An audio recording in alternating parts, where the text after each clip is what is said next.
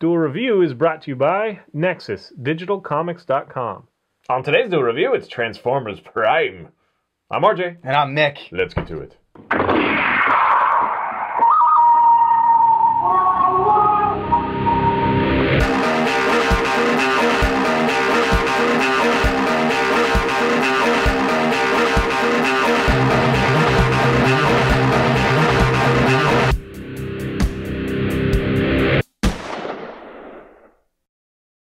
Today is July the 19th, and we're talking about Transformers Prime. That's right, and it's already finished its second season. It actually started in 2010, so the seasons are long, but there's not a lot of episodes.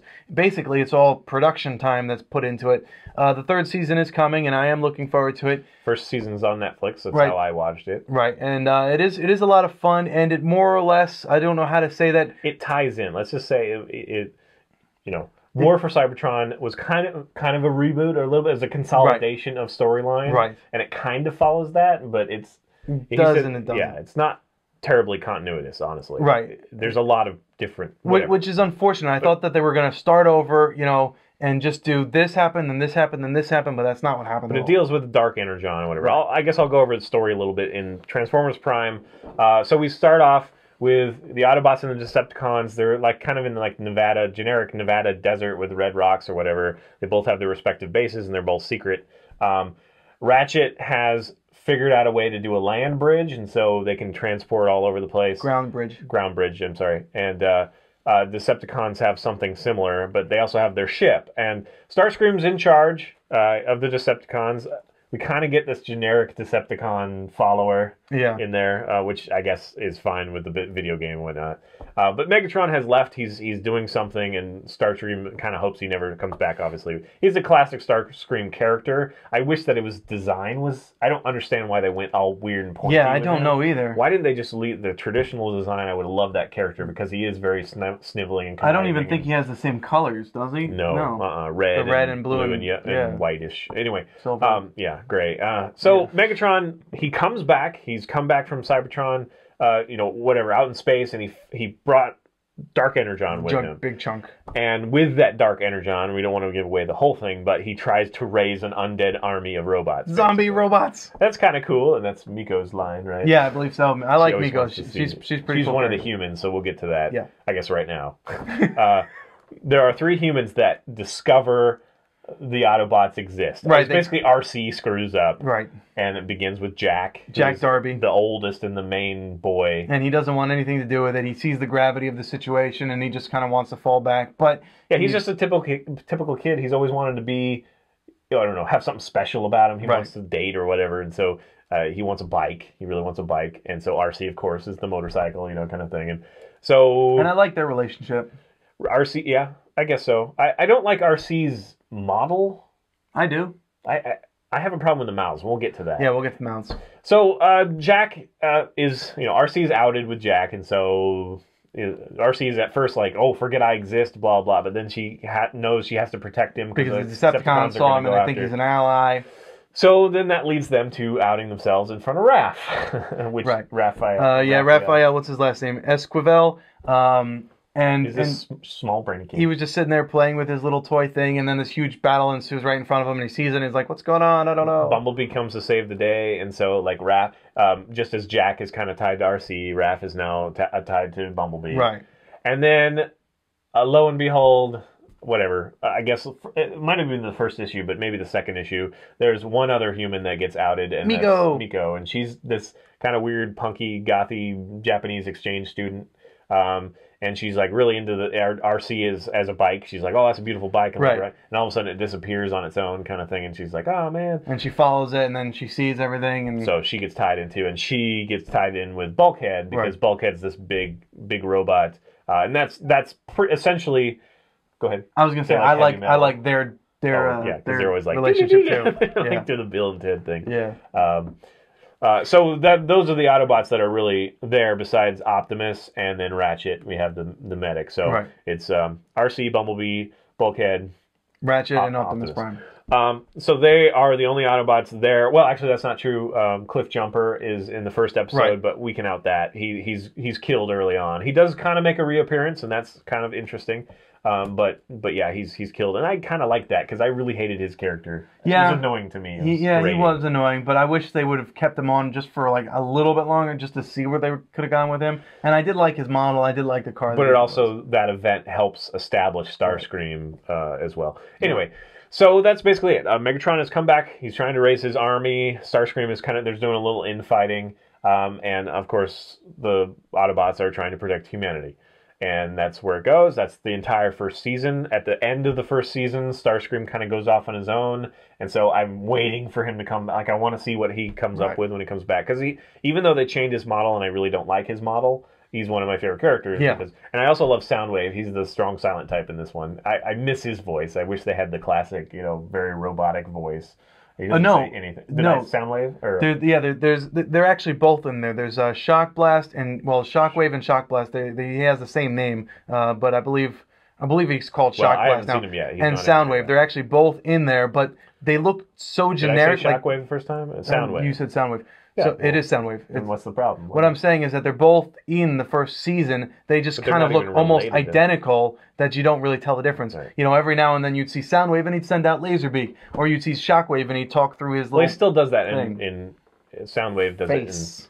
Yeah, see, I don't know why you're drawing a comparison. They're totally two different characters. They are totally different, but the problem that I'm having is that they kind of look very similar. So if at first glance you see them, you're like, oh, is that? Oh no, that's so it kind of pisses me off. Anyway, they should have their own little soapbox that came out of nowhere. Yeah, sorry. Soundwave, again, he's like Megatron's lieutenant. There's like this gladiator story, and I guess we shouldn't give that away. Optimus Prime and Megatron and back in Cybertron and running the archives and yada yada. Anyway, it's kind of interesting to learn that kind of story if you don't already know it, and so they have some fun there. So overall, I really enjoyed. I mean, it's a kids thing, but there's enough for fans. I think it's adult enough. I do have some issues, but I'm a Cybertron nerd, so there's a lot of things that I can say that I'm not going to. I'm just going to appreciate it for what it is. Well, I'm going to say that I don't like Ratchet's voice acting. I don't like his voice acting. Every once in a while, it works. But it's a little dry and weird to me. It doesn't seem to fit. I don't know. I think it works well for him, because he doesn't like where he is. He doesn't like the situation, and I think it works. Well, yeah, but that's his story. I'm talking about his actual delivery. It's a little stilted and a little, I don't know. Well, I haven't seen anything that's taken me out. So okay. And then the other problem I have is the mouths. Yes. Why do they give the robots fleshy-looking silver mouths? That's so stupid. It's so stupid. When Optimus has his armor on, really cool. He's freaking badass. Awesome. He's like the yay Optimus, and then it goes away and he has this tiny little mouth that's like blah, blah, blah, blah. It's like Autobots. We have to roll. It just looks so stupid. It reminds me of Despicable Me, the little minions and their little tiny mouths. Yeah, but those are funny. Well, yeah, I know, and they're supposed to be funny. But this is like a big serious robot who's tough, and he's got this weeny little mouth that's like, why would they do this? Like, first of all, it must create a lot more time animating, and second of all, it just makes the characters cheesy looking. Yeah. So that's stupid to me. That's really a bad decision.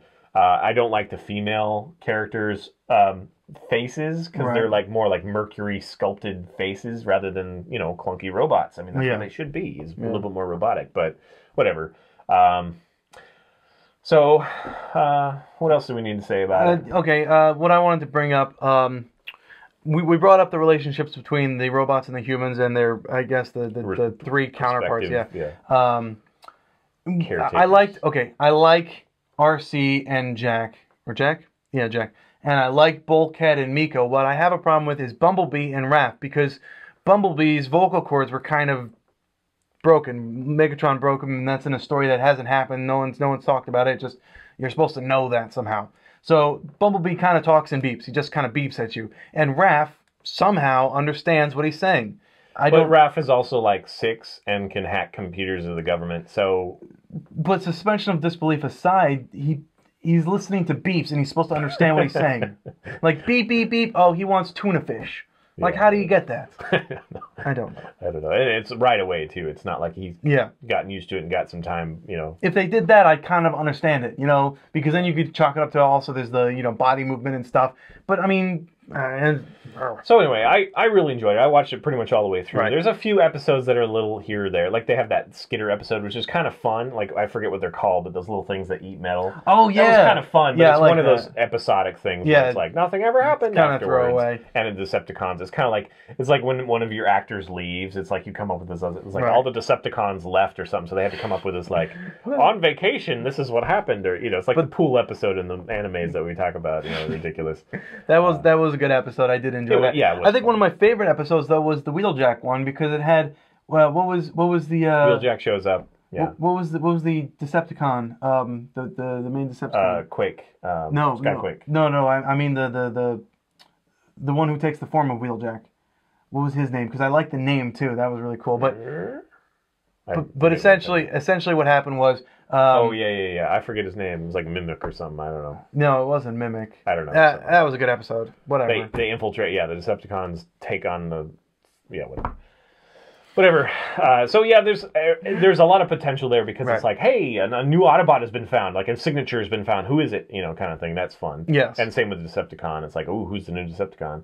I don't have a huge affinity for like the medic in the Decepticon world. There's a couple of characters in Decepticon world that's just more grating than anything else to me. But overall, it's really fun. I can't wait for the next season to be on Netflix or somewhere that I can buy it.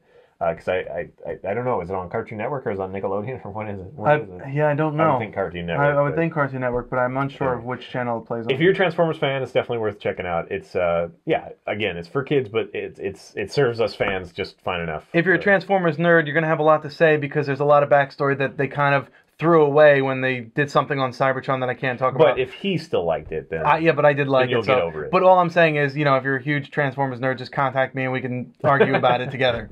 So. And we're still really looking forward to the next game. Yes, Fall of Cybertron. Oh, did I write that down? It comes out August 21st, coming up real soon. All right, guys, follow us on Facebook, subscribe on YouTube, tell us what you think. Check out our wares on spiderwolf.com and follow us on our Duel Review channel on YouTube. Lots of fun playlists, and check out all our game labs. I think those are a lot of fun. Yes. And today is Thursday, so it's going to be my one-shots. So. Yay! Which have always been fun. In fact, I watched your last one with the figure and the... Thanks, with Killer Croc. And Little Hurricane, and I looked them up, and they... Yeah, I kind of did a twofer. I kind of broke the rules. Crocodile Tears. It was good. It was good. All right, guys. See you later. You get the first shot. Oh, damn it. I missed it anyways. I'm not trying to humiliate you. I know. You're doing it very well, though. I'm not trying. Hey, guys. Success can be done without trying. Coming up, it's the Lord of the Flies. I'm hungry. Shit. Oh, shut up. You can last another, half an hour. Maybe. Oh, come on. We can do it. I'm gonna die. We can do it. It's gonna slowly deflate. Need more meat.